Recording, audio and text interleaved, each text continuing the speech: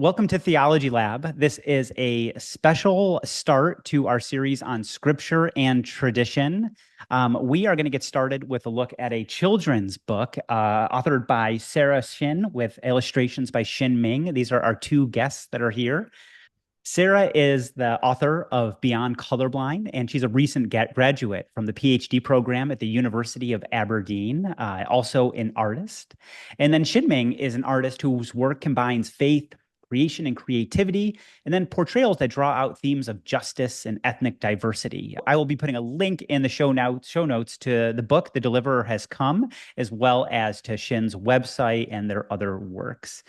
So we're going to get going with our conversation here on The Deliverer Has Come. Sarah and Shin, just let me say, first of all, thanks so much for being part of Theology Lab. Yeah. Thank you Yeah, so much. so glad. That's really fun. So glad to be here. Okay, so let's get started with our conversation on your book here. Tell me a little bit about what motivated you to write a children's book about Advent. What kind of sparked this desire to approach this particular season in a way that speaks to both children and adults? There's many reasons why, but I'll tell you the story. Something that Shin and I do often, because our spiritual director does this with her husband, is that they spend like 5 minutes inviting each other just to dream, talking about dreams. Maybe they haven't even expressed. And we try to do that every couple months or so. So one day near the end of my PhD, Shin kind of said, if I could be a children's book illustrator, I'd be so happy. And for me, I was like, I love my husband. Done. We are getting an agent. We're gonna find publishers. Let's make this happen. Because I really have seen the ways that his art can really speak into like all ages, and it just draws people in, doesn't matter their spiritual background, across all ethnic, racial backgrounds. So I just thought, okay, let's do it. And actually, a lot of publishers were really interested. So, he had this image of Advent that was kind of this collage, and they were like, we want this. And we ended up going with Penguin Random House, which is really awesome. I think also, there's a lot of Advent books. I'm always looking for really good children's books for our daughter. And sometimes they have merits in different ways, but sometimes they'll tell the story Christmas kind of dislocated from the larger story of scripture, right? Or there will be other maybe artistic issues with the book, or it'll be very much about kind of maybe linked with themes of like waiting for presents or things, but which is fine. But I think for us, we really wanted for our daughter to get a sense of the Advent story in the larger story of Israel waiting, for God to deliver them as they had been delivered before. And I just thought if you can kind of hear that Christmas story in the larger story, you get introduced to the Bible, right? And you get to sit in that story again. So it doesn't matter your spiritual background, but it's a way to really start conversation, to remember to wait. Advent really is about waiting and remembering what it's like to wait, remembering that God has promised that he will fully deliver. So all that we wanted to capture in that book. And I thought it'd be fun. In the end, I wanted to like honor his dream, and I wanted a book about Advent that our daughter could read. So we are like, here you go. Yeah. I love that. I love that it came out of both of your own like spiritual lives, and having read this book now by myself a few times and also with one of my kids, it is so beautiful how you do tie the Advent story to the larger story of Scripture, which I'm sure we'll be able to get into in just a minute.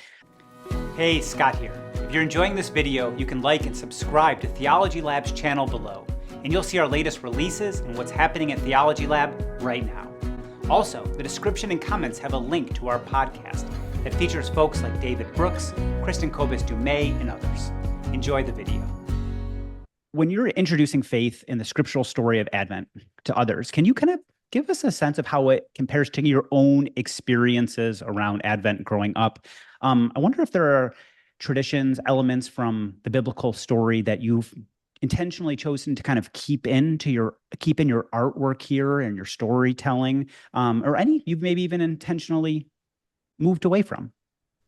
First and foremost, I think for me, as a Korean American, my parents talk about Korea quite often and separated peoples of two nations due to political stuff. So there's this like sense of waiting, of constant waiting. And so there's this like a history and a story before North and South Korea and like and what that was like and all that stuff. And so in this book, kind of in similar ways, is like this story of waiting, and that there's a story even before the waiting of Jesus. But growing up in a Korean American immigrant church, it the I remember Christmas quite like evidently, like really like a lot, but like Advent really wasn't talked about until maybe I was in youth group, but then that was still kind of glossed over as well. So I think growing up, I didn't really have much of a history of Advent, I would say. Yeah, the candles. I The didn't get candle thing was we were different. like, I was like, not wow, impressed with okay, that. look at that. But honestly, like there so faith background wise, I think through my personal self, I think that's one of the reasons why also I wanted to make this book in the waiting. And that everyone can be a part of the waiting. You know, it's like we're a part of this story as a people. Yeah, yeah, I love what you said about waiting there. I mean, like the sense of an Israel's and the part on Israel's story and waiting, and then obviously with the main character, and even at the end of the book, the anticipation going forward. So it's really great to hear how that comes out of part of your own kind of personal history. Sarah, is there anything you would add? Yeah, I think because the word Advent and like the candles and that thing, that experience of waiting as a church, I don't think I really got to appreciate that till I was an adult. And so I was thinking about like what are the things that we talk about when we talk about waiting during the season of Advent. And so I think I wanted to press into that if there's anything about Advent that's really beautiful, it's like we press into waiting and hope in the midst of saying, yes, the world is waiting in darkness, right? And waiting in things that are broken. Um, and so I think we're really thinking about how do we make the story accessible to children and also accessible to people that are just might be adjacent to or strangers to the biblical story. So instead of saying like Messiah, which is, a term for the anointed one, and Jesus, we just said the deliverer. Still a little tricky to say, but we just figured that still gets a concept across, right? That the person that you've been waiting for to rescue, to deliver you from the situation that you're in. Um, and yeah, we also moved away from what did we do? There's no snow. Oh yeah, no snow. There's no Christmas snow. It's not really as natural to that part of the world and that time of the Yeah, year. yeah, yeah, We also had Jesus meet the Magi when he's a little older, like yeah. 1.5, 2 years, because that actually probably matches more of the historical context. So if you're used to snow and you're used to everything happening all at once, probably going to be a little different. But we're trying to keep with some of the historical accuracy, sort of the timeline bits. Yeah, Yeah. yeah. I was thinking. I mean, in some ways, then you moved away from a very common depiction of the Advent scene or the Christmas scene, and yet you probably moved very much closer to the actual Advent historical Christmas scene. Glad you Um, think that. It's okay, so let me go into this question here. As you present a telling of the biblical story of Christ's coming, I wonder how you balance these two things, right? Storytelling and artwork on one hand, and then teaching on the other, right? Are there and here, let's get to this question here of like, are there specific biblical themes or ideas that you hope children will connect to through both your storytelling and your artwork? I'd love to. I think again, my work before I went into studies was in evangelism, like in training others to be able to have conversations. This is with adults and people in kind of university settings. And part of it is like sometimes we get so stuck in thinking we have to say it a certain way in a kind of this Christian script that we end up making no sense to like, friends, loved ones, strangers that have like no church background. I'm like, then it's fairly like useless. So my one of my New Testament professors, he said, if you can't explain it to an 8-year-old, then you don't get it. Now, I'm not Mhm. sure entirely how much you can say that about everything, but at least the story of Christmas, of Yeah. Jesus coming, I should be able to explain it to an 8-year-old. So I think in the end, we're just like, what's really important that would help our child who's 6 years old? Like, what would help her stay on, like latch on? What are the pictures? What are the things? What's enough that she gets a sense of like that this is good news? That that it connects to her experience, that she could see herself in the story. And so I think those are things we were thinking about. You know, even though Scotland as a nation is not that diverse, it's like 95% white or something like that. Um, our actual neighborhood and school is like it's like a poster for the UN. It's like incredibly diverse. Now, the reality is there aren't that many East Asians there. Like you have everyone else of Mm, every color under the sun, and so what's interesting is when she comes home from school, sometimes she'll say, "Oh, like no one looks like me," and we were like, "Okay, so you're actually at a very diverse school, but you still feel like you stick out, right?" So you know we've Mhm. had conversations and work on helping her get a sense of who she is and being able to talk about it with confidence with her friends, which has been really great. But also then for her to see herself in a story, because the main character kind of looks a little bit like her, has her hair, you know, it's like this blunt fringe. And but she's like, that's me. Yeah. mm, But then also, we wanted her to see herself in the story, yes, but also if she were to give the book to a friend, and her friends range all kinds of spiritual backgrounds, ethnic yeah, backgrounds, we wanted them to see themselves in the story too. yeah, So that was the thing. You're trying to make this story that little kids could see themselves in, but also the reality is parents read the stories to kids, right? Yeah. So then what words help convey a sense of waiting? Doesn't get too deep into the kind of more maybe painful things that are hard for yeah, 8-year-olds to discuss, but it's sure. still they know the world's, you know, the world's suffering, there's hard things. So on multiple levels, what helps connect a kid to their parent through a story and through the pictures. Like, I don't know if Yeah, there's like that was just kind of the goal driving each page. yeah. There was just like one, I mean, what you said was awesome. So, I mean, I would, but one of the things that for me that I grew up with a lot of Jewish folks, but also at the same time, like just learning more about the Jewish culture and that kind of stuff. It's a written history, but also it's an oral history. And I think one of the things for me is I really wanted storytelling to be kind of the front and center part. It's like if you had to tell me, is it like other than it's a Christmas Advent story, what is it? It's like a storytelling story. It's about telling stories. Yeah. And it starts with a storytelling Mhm. and it ends with storytelling. You know, it's this whole thing about that. And we showed it to a friend of ours who's also a biblical scholar, and he started weeping. He literally was weeping when he saw the beginning and the end of the book. So that was just a huge thing that it can speak volumes to Yeah. children, but also to adults and theologians, what have you. So yeah, I think that that's one of the theological themes is like it crosses boundaries that we're trying to make it accessible to so many folks. I think telling the story with hints of heartache, hints of trouble, but then also saying that there is a deliverer is probably the most beautiful thing about this book. I love that. And the aspect of storytelling comes through so clearly. I mean, Sarah, there's a way I think you kind of make it so explicit within the way you write the narrative itself from beginning to end. And it ends, I won't give away the ending, but it ends with a kind of invitation to one's own story. And then Shin, I mean, especially Sarah, you showed one of them, but especially the first two open pages. So I guess the first four pages. I mean, you are engulfed in a story. Like you can't but help have your imagination just open up as you read through the story. So I think that does wonders for bringing kids into this season and introducing them to the faith, but also for our own reading of the Bible. So um, I want to talk briefly about parenting here.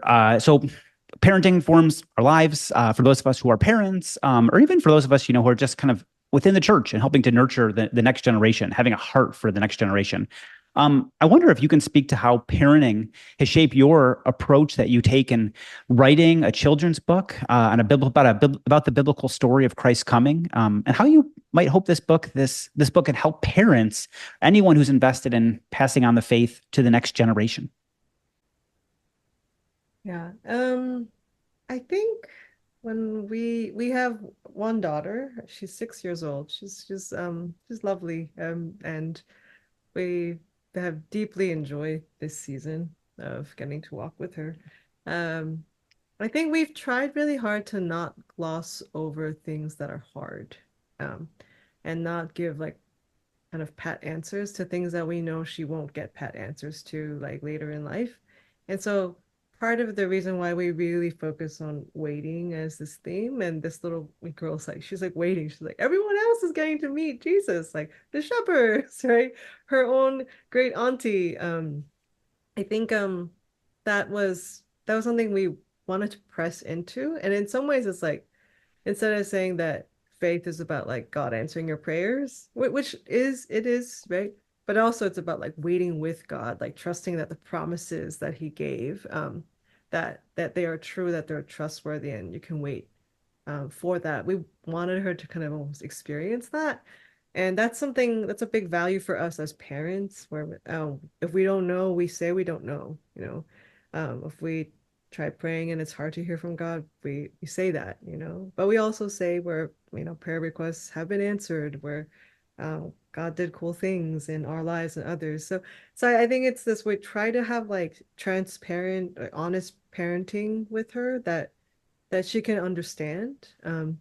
I think also for us in parenting, it takes a village to raise a kid, and a number of people that are not, you know, like family biologically have loved our daughter. And so one of the things that's special about the book is that we take a figure in Luke 2, the prophetess Anna, and we give her a great grandniece named Annika, you know, and and so it's actually this, it's not a direct, you know, grandmother, mother, it's like a great aunt and great niece kind of relationship, because we know that actually sometimes the people that are adjacent to parents or caregivers, they're very much part of the formation of children. And that's been really true for us. Like our friends have really loved our daughter and helped her to experience the community of faith. And so we wanted, for whether, even if you're not a parent, but you're investing in a little one, that it describes that relationship, that the stories we tell about God being faithful are so important. And she's growing up, this figure in this book is growing up with that.